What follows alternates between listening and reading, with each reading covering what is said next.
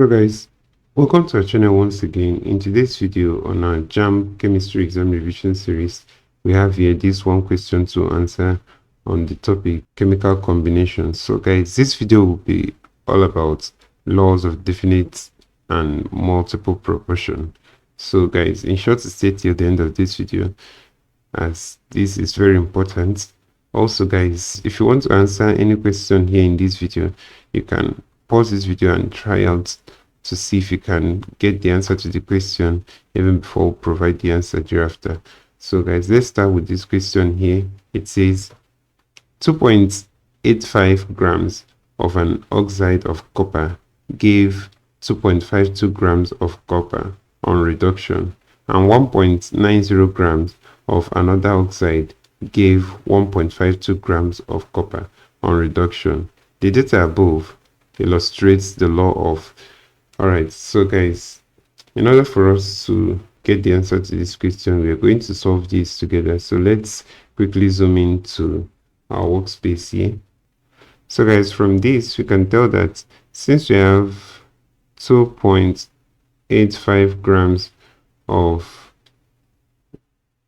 an oxide of copper and it gave 2.52 grams of copper, it means here the oxide will be 2.85 grams minus the 2.52 grams, and that's 2.85 minus 2.52, that's 0.33 grams.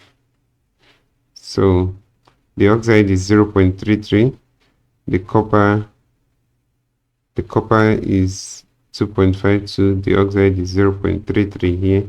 So guys, on the next one, 1.90 grams of another oxide, 1.90 grams of another oxide gave 1.52 grams of copper. So let's find the mass of the oxide here too. We have 1.90 minus 1.52, so that will be 0.38 grams here.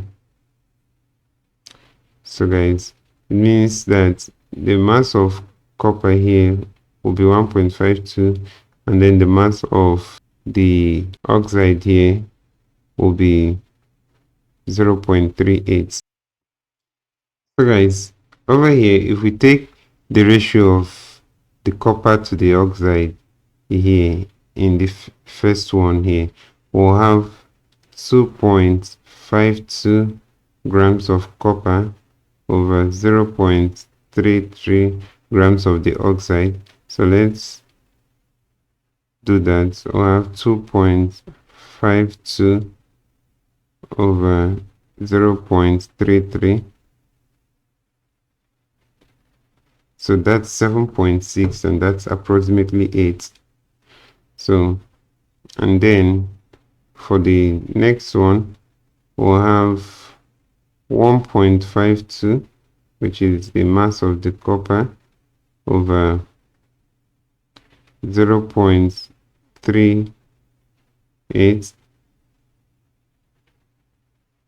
So that will be 1.52 over 0.38. So that's 4.